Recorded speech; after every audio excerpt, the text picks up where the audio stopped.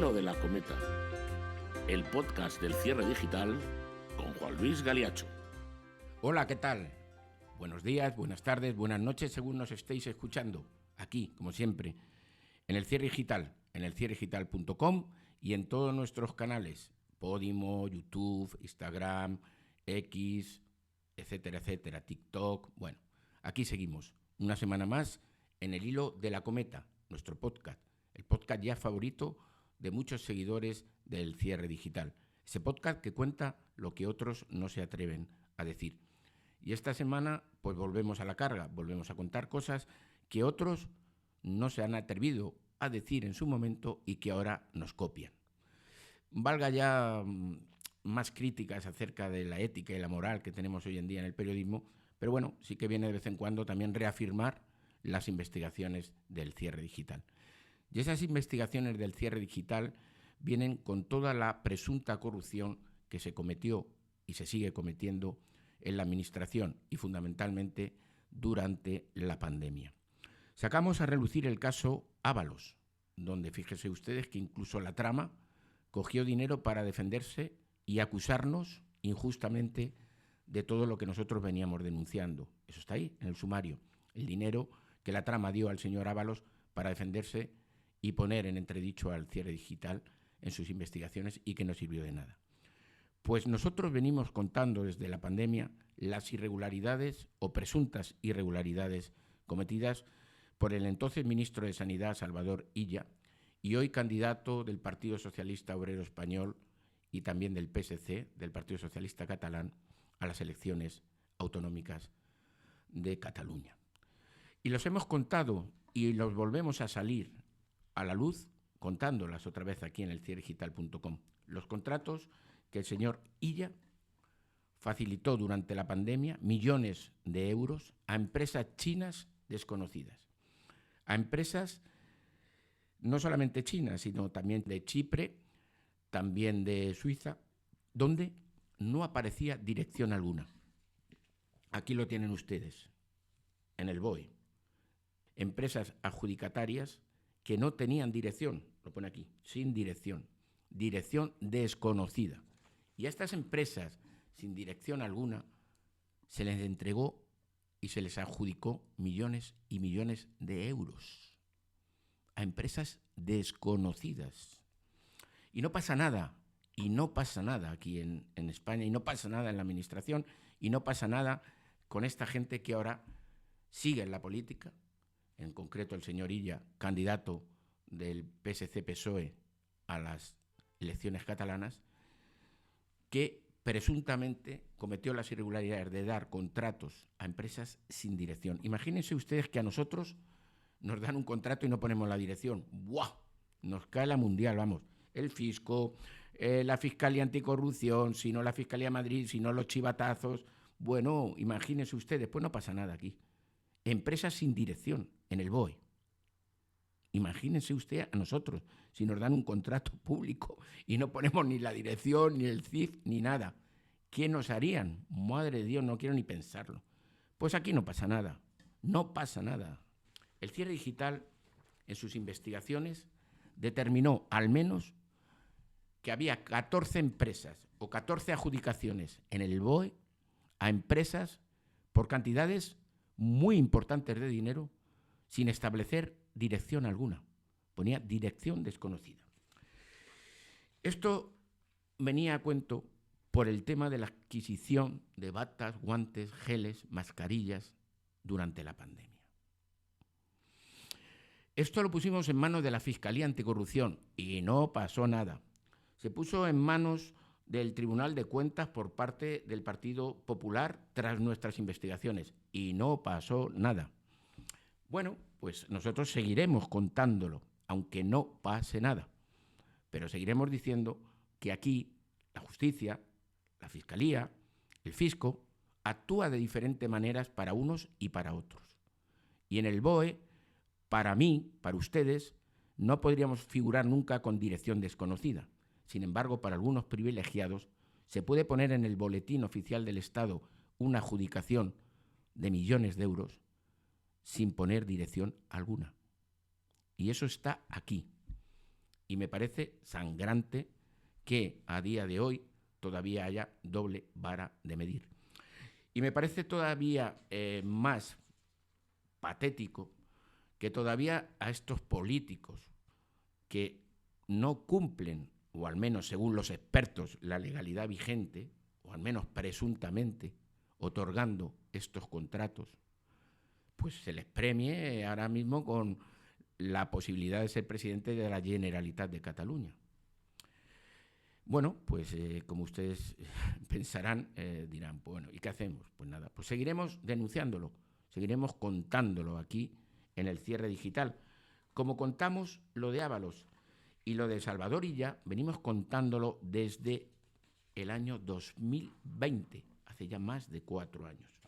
La primera investigación del cierre digital surgió, si no recuerdo mal, el 7 de abril de 2020, donde ya poníamos en entredicho precisamente esa adjudicación. Y así seguimos. Y como les digo, fue a parar Anticorrupción y no pasó nada. Y volvimos a ampliar la denuncia y no pasó nada. Bueno, pues entre estas empresas chinas se encuentra Simet, China National Instrument, que no sabemos ni quiénes son. Claro, así, sin saber quiénes son, aparecen intermediarios, que no quiero citar nombres, de A y de B, que se han llevado el dinero, o presuntamente han sido los que se han llevado el dinero. Porque estamos hablando de contratos de más de 1 millón de euros, y en el BOE sin dirección. Por ejemplo, Globalia Broker Service, 1,2 millones. Hanjun Ruin Trading, 31,7 millones de euros. Dunbury Enterprise, 7,5 millones. Hong Kong Travis Asia, 150 millones de euros. 150 millones de euros. Hong Kong Gym Medical, 51,6 millones, etcétera, etcétera. Es que no me quiero enfadar más. Pues así estamos. Dirección desconocida en el BOE y no pasa nada. Y hablando de dinero, dentro de este enfado que tenemos algunos de los que creemos en la justicia, en la libertad, en la información, me parece que el caso Alves y la posible salida de prisión del jugador del Fútbol Club Barcelona me parece que es también sangrante para la libertad. Y no desde el punto de vista que a lo mejor hay flecos judiciales que lo permiten, pero da la sensación de que aquí pagando se obtiene todo. Me parece que pagar 1 millón de euros por la libertad, ya había una película, acuérdense ustedes, la célebre película donde la libertad se pagaba con un dinero, o sobre todo el acostarse con una persona valía un dinero. Siempre se dice que en cuánto está tu libertad o en cuánto tú te puedes vender, ¿no? Y el hecho de que se ponga 1 millón de euros de fianza a Dani Alves para salir de la cárcel, me parece que es poner un precio a la libertad. Y a la libertad no se le tiene que poner precio. La libertad se da o no se da, pero sin precio. Bueno, es que me tengo que callar. Pero evidentemente que si la justicia tiene esos flecos, que dice que como no es una sentencia firme, el señor Alves ha pasado ya más de 1/4 de lo que es la pena en prisión y puede salir. Pero lo que no se puede consentir, bajo mi criterio, es que si el señor Alves antes, con anterioridad, no se le ha dado esa libertad que se le podía haber dado y haber hecho el juicio en libertad para posteriormente seguir en libertad hasta que fuera una sentencia firme por el Superior de Justicia de Cataluña o por el Supremo. Pero vamos, que al señor Alves durante todo este tiempo de más de 1 año no se le haya dado la libertad y ahora que se le condena a 4 años se le dé la libertad, me parece inaudito y sobre todo con un precio. Póngale usted el precio con anterioridad a esa fianza, déjele en libertad con anterioridad al juicio y posteriormente usted, si quiere, le deja o lo mete ya de una vez por todas en prisión. Pero ¿qué pasa? ¿Que antes no se le podía dar la libertad al señor Alves y ahora sí? Pues sí, también tiene el riesgo de fuga, antes y ahora. Aunque usted le quite el pasaporte, porque el pasaporte se lo podía haber quitado antes también. Y ahora. Y riesgo de fuga lo hay antes y ahora. Y destrucción de pruebas, evidentemente que antes tampoco las había ya. Y ahora tampoco. Entonces, de verdad, no tiene sentido ni cabeza lo que se ha hecho con el señor Alves. O sí o no, pero no ahora ponerle un precio a la libertad. Antes, señores juristas, antes, no ahora. Porque al final no vamos a creer en nadie, no creemos ya ni en el BOE y menos vamos a creer entonces ya en la justicia. Y si no creemos ni en el BOE ni en la justicia, ¿en qué vamos a creer? Estamos dando lugar a una España sin crédito alguno. Y creo que los periodistas de investigación tenemos que trabajar a fondo para al menos reconducir esta situación caótica que vivimos actualmente, o a lo que nos han querido llevar. Pero bueno, lo dejo aquí. Y vamos a cambiar el tema, que también es divertido y también, más que divertido, también es polémico y afecta también a las entrañas del Estado. En este caso a la monarquía. Y en este caso tiene un nombre, que es quien ha hecho temblar durante estos meses a la Casa Real Española, que se llama Jaime Ignacio del Burgo. Volvemos enseguida.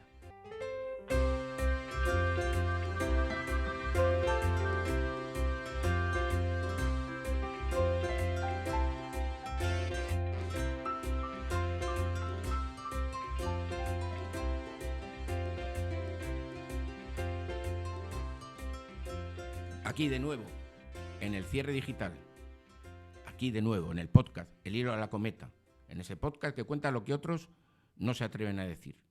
En todos nuestros canales, Podimo, YouTube, X, Instagram, TikTok, etcétera. Y como no, siempre, cada día y cada minuto en elcierredigital.com, donde contamos todo lo que acontece en esta España a la que tanto queremos. Y siempre, como dice nuestra mancheta, en esa investigación dirigida a la verdad, o al menos ese es nuestro deber y nuestra intención. Y como les decía, hablando también de otro polémico tema, el señor Jaime Ignacio del Burgo.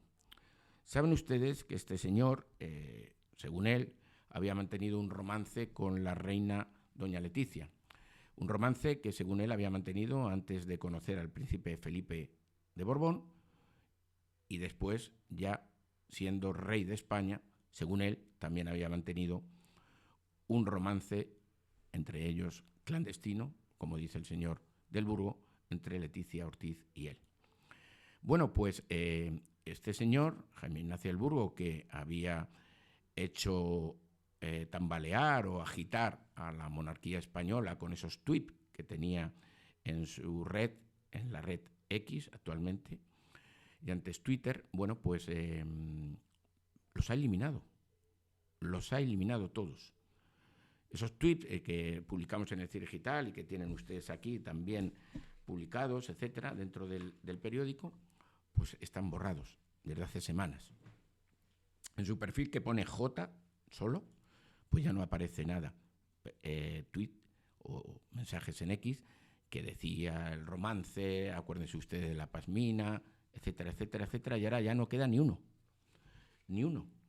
Y acuérdense ustedes que el señor Jaime Ignacio del Burgo dijo que iba a sacar un libro en el que iba a contar su verdad y que ese libro se iba a llamar Y nada más que la verdad. Y que ese libro lo iba a editar a través de dos compañías que creó ad hoc, es decir, que las creó para esto, que se llamaban 12 Book y 12 Libros Company. Bueno, el señor Ignacio del Burgo dijo que iba a publicar este libro en la primavera de 2024. Nuestra noticia es que por ahora este libro no se va a publicar en la primavera de 2024. No sabemos si se publicará o no a lo largo de 2024, pero la primavera no, que ya acaba de comenzar. No, por ahora no. Y aparte, todos los tweets borrados. Algunos medios, a los que yo no le doy por ahora crédito ninguno, afirman que los ha borrado por supuestas amenazas y por peligro para su vida. Yo no le doy por el momento validez. No sé si en el futuro se la daré o no, pero ahora creo que no. Los ha retirado. Tuit que durante el mes de febrero en el Cierre Digital vinimos contando, en el que también ya atacaba al presidente del gobierno Pedro Sánchez, al rey Felipe VI y en el que venía a decir que para él solo había un rey, y ese rey era Jesús de Nazaret, ahora precisamente que comienza la Semana Santa. Pues esa actividad del señor del Burgo ha desaparecido. Todos los tuits borrados. No hay rastro de su libro y no sé qué pasará con él en el futuro. Pero sí les voy a contar una story time importante. Sobre todo porque viene relacionada con este caso del señor del Burgo.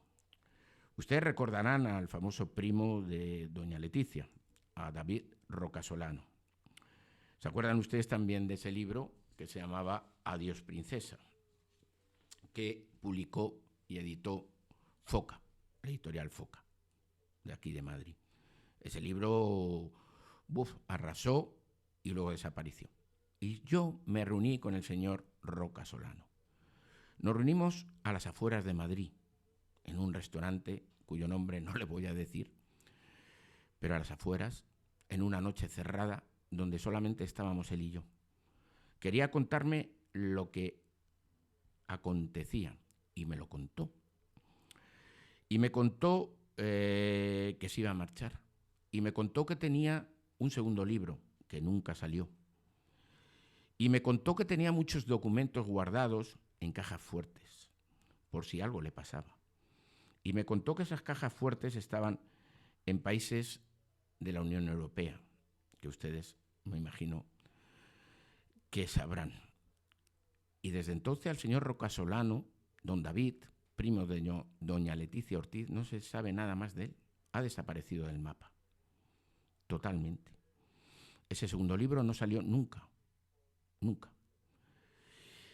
Y eso me recuerda al señor del Burgo, con ese libro que iba a contar sobre la verdad. Y esos mensajes de X borrados. Y nada más que la verdad. Bueno, pues no sabemos si saldrá o no saldrá, pero sí que esos mensajes de Twitter se han borrado y que esa historia me recuerda, como les digo, a la de David Rocasolano,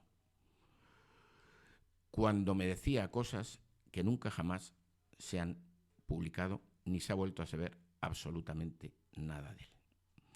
Y así se escribe la historia de España, y así se escribe la historia del periodismo de investigación, y así venimos escribiéndoselo y contándoselo aquí, en el hilo de la cometa, en el podcast del Cierre Digital, su podcast favorito, y volveremos con toda nuestra artillería después de Semana Santa. Vamos a tomarnos 2 semanas de descanso, coger fuerzas, actividad y seguir aquí con ustedes otra semana más en el hilo de la cometa, su podcast favorito, en el Cierre Digital, su periódico.